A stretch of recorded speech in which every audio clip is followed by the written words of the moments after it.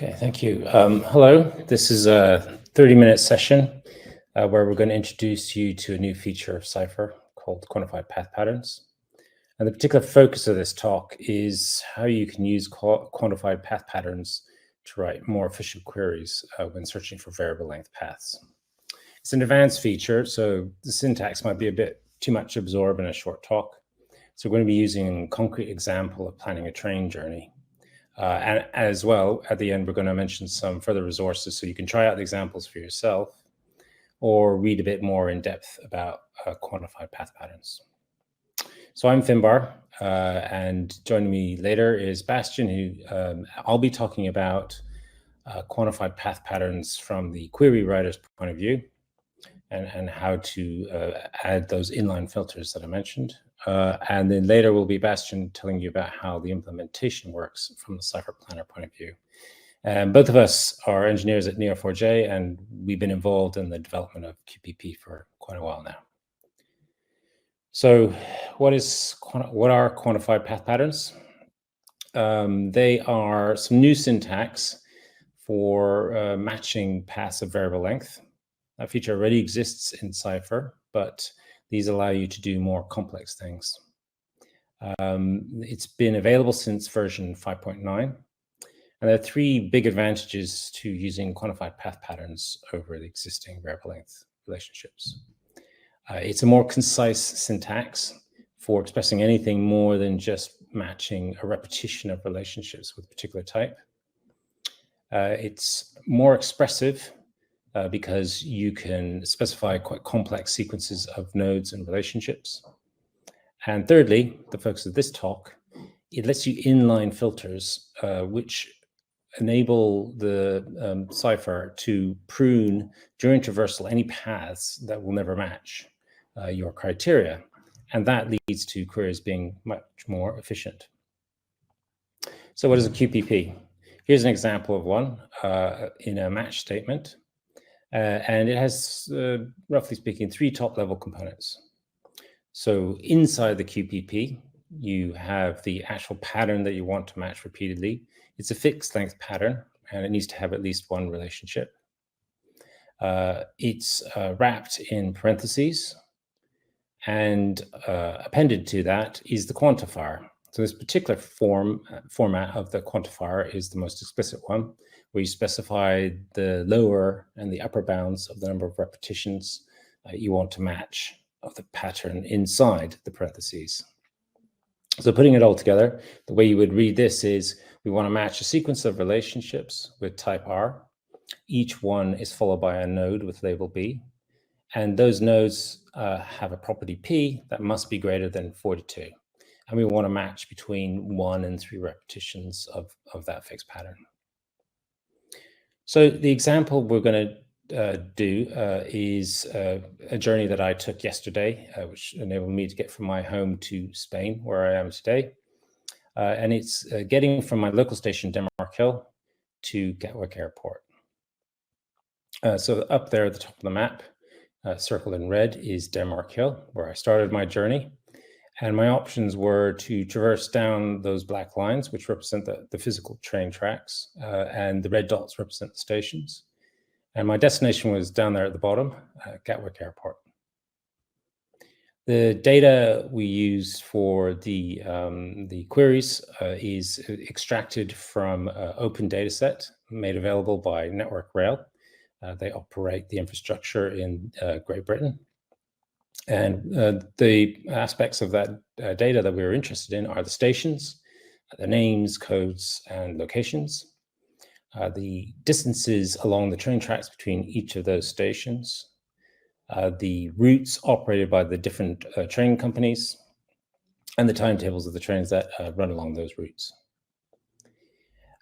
So the first question we want to answer, so we've got three problems we want to look at sort of to demonstrate the advantages of inline filters in quantified path patterns, is what's the shortest route from Denmark Hill to Gatwick Airport by distance? So I mean by distance, by physical distance. Here's a sort of a schematic representation of the journey we want to take. So in green is where I'm starting, Denmark Hill, and red is where I want to get to. And each of the nodes are of type station. and joining them are relationships of type link, and they have a property distance, which represents the distance in kilometers between the stations. So one of our solutions would look like this. It would be a sequence of relationships from start to finish. And what we want to do is to add up the distances of each of those relationships to get the total distance traveled, and then to find the shortest one. So what's a good approach? Or rather, what's an approach? So a dumb way to do this is to find all the possible routes, sum all the distances of those routes, order them by the total distance, and then keep the first one. Because we've done it by ascending, the shortest will be first, so that should be the best answer. So, apologies. Sorry, how do we construct this? I have to show you the query first. We first need to anchor the endpoints of the route. So we have the station at the beginning with the name Denmark Hill, and the station at the end with the name Gatwick Airport. And we join them together with a quantified path pattern. Here we've used Cleany plus, which is a symbol that's not explicit, but it means that the number of repetitions we want to match is minimum 1, but with no upper bound. And that's because we don't know how many stations we'll need to traverse in order to complete our journey. And what it says is we want to only traverse along relationships with type link that end on a node with station. So we just want to do that repeatedly until we hit Gatwick Airport. And we do some aggregations to get the total distance, adding up the properties distance of all the relationships, and we return something useful that tells us exactly which route it is, which is the sequence of names of stations we're traveling through. We order by distance, which by default is ascending, so that'll be the shortest first. And we use the limit statement to return the first one, which should be the shortest. So the question is, does that work? And the answer is no. And why doesn't that work? The reason is there are just too many possible paths joining Denmark Hill and Gatwick Airport. And you'll either find that this takes an extremely long time to run, or your machine runs out of memory, which is what happened in my case. To understand a little bit more, I have a chart to demonstrate what's going on. So here's a chart shows you on the horizontal axis the number of stations on the route, or the length of the journey. And on the vertical axis, it's the number of actual routes that are joining Denmark Hill and Gatwick Airport. And you can see by the time we get to 29 stations, we have nearly 4,000 routes. So this is an exponential growth that is typical for a real-world graph like a railway network. To get a bit more insight about how we can eliminate or at least cap this exponential growth, let's have a look at an example of one of the solutions that are returned. Here we can see the problem with this route is it actually spends a lot of time not actually heading towards our destination. It starts the journey heading north, and then further on it heads too far west, then too far south before it has to then correct itself by going east and then finishing by going north. So if we could somehow eliminate routes that meander, then maybe we can improve the performance of our query. So let's go back to the model. So what we have are a property of location of each of our stations, from which you can get the latitude and longitude, or you can take a pair of stations with the property location and pass them to a function called point.distance, and that will return the actual Euclidean distance between the stations. So if we use that, we might be able to see whether a given traversal is going to get us closer to or further away from our destination. Just to walk you through what I'm talking about. So here we're calculating the distance between the blue station and our end destination in red. And then we consider, should we take this traversal? We calculate the distance of the target station of that traversal. And then we compare whether we've got further or closer to the destination. And in this particular case, it turns out that no, we're getting further away. That +1 there is just a sort of a margin of error, because there's a certain amount of meandering that we'll permit, because the railway network isn't going to be perfect. And so in this particular case, it fails the test. So we're going to throw away that traversal and not continue down that path at all. If we consider this one, do the same calculation, then we find that it actually does pass the test. So we're going to keep that one and continue our traversals from that new station. Putting this together in a query, you can see it's got a little more complex, but actually all we've really done is we've taken the original quantified path pattern, which traverses a repeated sequence of links, and we've added variable declarations, L and R, for each of the stations. So L for the left-hand station and R for the right-hand station. And that enables us to refer to those stations in the where clause inside the QPP. So we take the left-hand one and we calculate its distance from Gatwick, which is bound to the variable GTW. And we do the same for the right-hand station, the one that we might traverse to. And we consider whether within a threshold of 1 kilometer, whether we want to keep that traversal or not.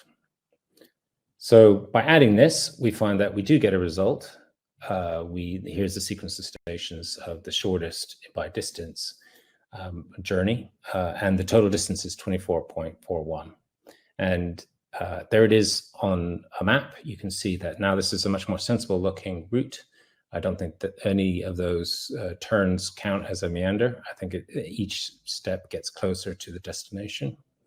And also as a result, because we're discarding routes that we know up front are not going to solve our pattern, it's quite quick. This only took 20 milliseconds on my machine.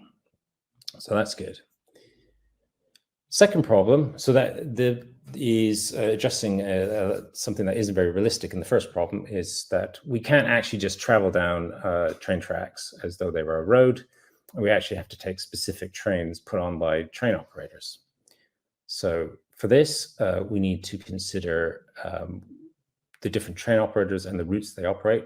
Here's a little slice of the train operators in the southeast of England. And you can see in different colors are highlighted different train companies operate where they operate their routes. So in our data model, we've represented those routes as sequences of nodes with the label calling point, and the sequence of stops is represented by the relationship next. And those are bound to the stations via relationships with type calls at. So putting that together in a query, we get the following, which is anchored at both endpoints to Denmark Hill and Gatwick Airport, but we have an additional step, which is to the calling point, and we just join them up together with a quantified path pattern, which is just a traversal from the first calling point and from calling point to calling point all the way till we get to the calling point, which calls at Gatwick Airport. But when we run this, we don't actually get any results. And that's because there isn't a direct train service from my station and the station that's near me to Gatwick Airport. So our solution is actually going to require us to piece together a couple of quantified path patterns. And that's in order to find solutions that I'm represented by this diagram here, where you take a route provided by one train operator, shown there in blue, and then we change trains and at the station label X, and then catch a route, which is colored in green there. So as a query, it's getting a little bit more complicated now. So we have the same anchoring at the endpoints, but in the middle, we have a fixed length path, which represents the last calling point of the first leg of our journey, calling at the station where we change over, and then that joins to the first calling point of the second leg of our journey. And then between them are the quantified path patterns, which join the beginnings and ends of the calling points of each leg of the journey. So this does return results, but unfortunately it returns a lot of results, 1,248 possible journeys. with changeovers at 19 different stations. So we take the same approach we did with the first one. We make our query more specific and see if we can improve it. And we do that by adding time to the query. If we add the criteria that we only want to catch trains that are departing in the next 30 minutes, that get to Gatwick Airport as soon as possible, and don't leave you waiting at the changeover station for more than 15 minutes, we might be able to reduce the number of solutions that the pattern matches. To do this, we need another aspect from our data model, the timetable. And we've represented these by nodes with the label stop. And these have a property of departs, which will tell us the time in which a particular train that's servicing a route will depart from a calling point. And so here we see in this example, a series of trains stopping every half an hour at the calling point that they're connected to. As a query, it's getting a bit busier now, but we can walk you through it and it should be fairly easy to understand. So the first match statement captures essentially the same query that we had previously, but using a more abbreviated form. So it's finding journeys composed of 2 routes. It passes it to the second match statement where we apply additional criteria where we have stops that depart within a half an hour window, 9:30 in the morning till 10 o'clock in the morning. And then we have the second criteria, which is that the changeover has to take place in 50 minutes or less. And then we sort them by the arrival time at Gatwick Airport and take the best 5 journeys. Here are the results. So we read the first row. We can see that there is a train that departs from Denmark Hill at 9:37, gets to Clapham Junction at 9:50, and we wait 3 minutes, which is a bit tight, to catch the second leg at 9:53, which gets us to Gatwick Airport at 10:19, and the total journey takes 42 minutes. So this is okay.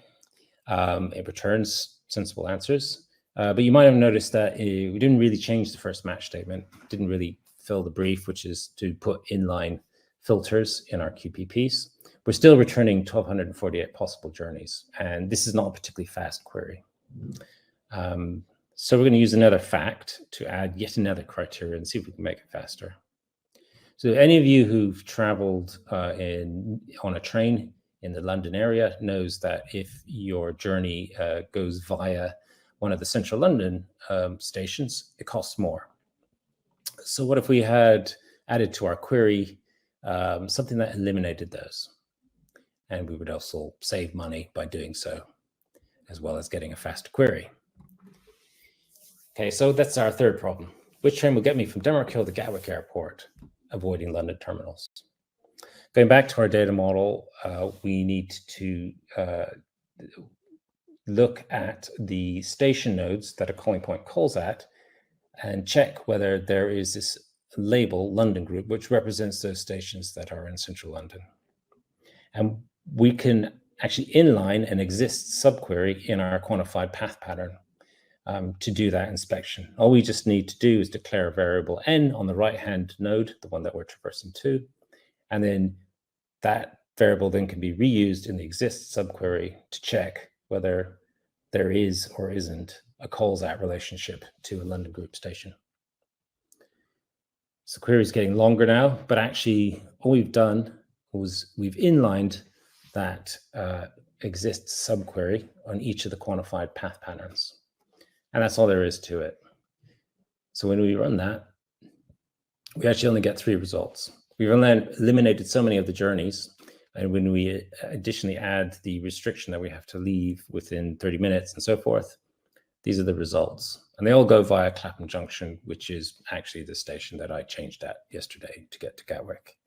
And as a benefit, we not only get exactly the right answers and no other ones that we're never going to take, it's quite quick. It's also 20 milliseconds. So that's good. So hopefully those examples give you an idea of how you can use inline filters and quantified path patterns to prune out during the traversal solutions that you're not going to keep to your path pattern which will ultimately lead to a more efficient execution of your query. So now I'm going to hand over to Bastien, who will talk a little bit about how that actually works in the Cypher Planner. Thank you, Finbar. All right, so now that you're familiar with quantified path patterns, let's look under the hood. I'm going to try and give you some insight into how they are handled, as well as a sense for their performance characteristics. First, let's look at our query. This is based on Finbar's query. I only kept the first part so that it fits on my slides, but essentially it contains everything you need to understand query plans for quantified path patterns. You will be able to apply that knowledge to larger plans going forward. So we start in Denmark Hill Station, expand along next relationships once or more, making sure we don't call the London Group station along the way, and finally get to Station X. The profile keyword allows us to see the query plan. So let's have a look. Right, so right in the middle of our plan, we have this repeat operator. It's a newly introduced operator that powers quantified path patterns. In this case, it connects the cutting point cutting at Denmark Hill to the cutting point cutting at Station X by repeating the nested pattern, the nested pattern at least once. And it has this Y shape with 3 branches. The first branch on the left represents the rows coming from upstream. In this case, the cutting points cutting at Denmark Hill Station. The second branch on the right is the inner pattern being applied 1 or more times for each row coming from upstream. So you can think of repeat as a sort of nested loop, really, a bit like the apply operator, but it has this extra capability that allows it to repeat the inner pattern. I will unroll an example a bit later. And finally, the third branch at the bottom, we have the end of pattern. So here connecting each row produced by repeat to Station X. Putting it all together, we have this Y-shaped repeat plan, rows coming from upstream, the pattern being applied a certain number of times for each row, and then all the produced rows getting fed downstream. Okay, so let's see what it means in practice by running the query against our graph, starting with the upstream section of our plan. So here we get the 34 cutting points cutting at Denmark Hill Station. We have our station in the middle of a graph with a constellation of cutting points around. And now in order to understand how the inner pattern behaves, let's pick a random cutting point in this constellation. So here we have a completely arbitrary cutting point cutting at Denmark Hill. And from this point, we can try and expand along a next relationship. It's connected to the next cutting point on the line. And now we want to make sure that this new cutting point does not call at the London terminal. Tough luck, no results. And we can easily see why that happens. Actually, the cutting point, the next cutting point along the line calls at Victoria Station, and that's why we got no results. Right, so now that we understand how the inner pattern works, let's connect it to the upstream rows using the new repeat operator. So please note that here I changed the quantifier to repeat the inner pattern exactly once. So this is almost equivalent to not having a quantified path pattern at all. And we can see that our resulting graph is getting larger as we expand along next relationships. Our example node from the previous slide that was cutting at Victoria is filtered out from this result set. And so now we expand further between either once or twice. And now when expanding between 1 and 3 times, you get the gist. And we can see that our resulting path are growing in length as we traverse further. So now let's run the whole query. No upper bound on the quantified path pattern anymore. It can expand as far as possible. And at the end, it links to Station X. And so this is our resulting graph. Right, so now that we've seen the results, let's focus on the repeat operator itself, and let's see how it actually works. So we still have this Y shape. Let's say that we only have 2 rows coming from upstream for this example, on top left corner here. All the intermediary results are materialized in a table here, but it wouldn't be the case in practice. They would be computed lazily. So let's unroll this example. We consume the first row, and we apply the inner pattern to the rightmost node in order to expand along next relationships. We get 1 result. We can push it downstream. Note how the group variables from and to get stored in an array.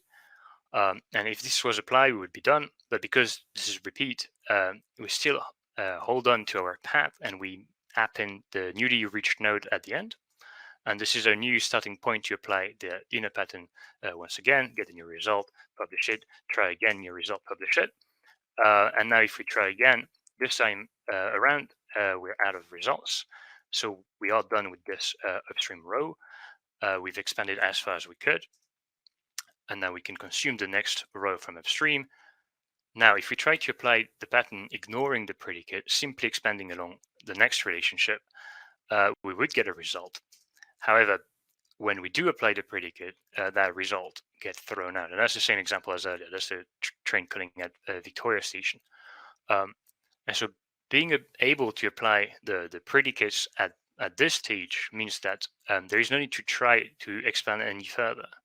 We've pruned this entire section of the graph, saving a lot of effort in the process. And we're done.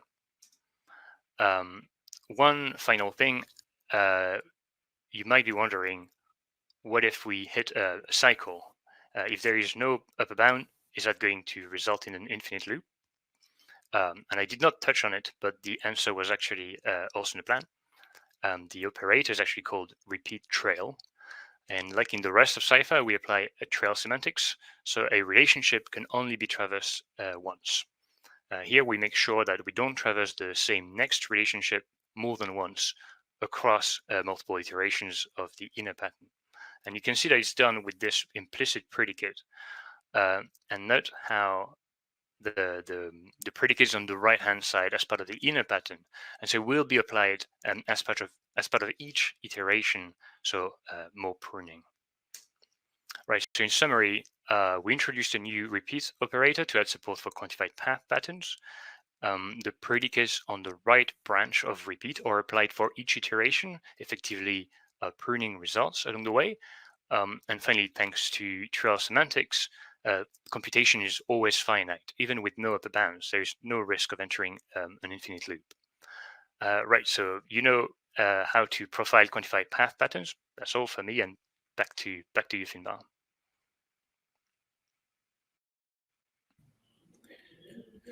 Thank you. Right, so if you want to learn more about what we talked about, there are a number of blog posts on quantified path patterns. Search for them on the Neo4j developer blog. There's one which has all of the examples and links to the data about the train examples. And also we've overhauled the chapter on pattern matching in the documentation. So if you want to read a bit more in depth about how quantified path patterns work, that's a good place to go. There, we continue to add more features under the umbrella of graph pattern matching. So keep your eye out for those. And thank you for attending. I hope you stay on for the next session. Yes, thank you very much.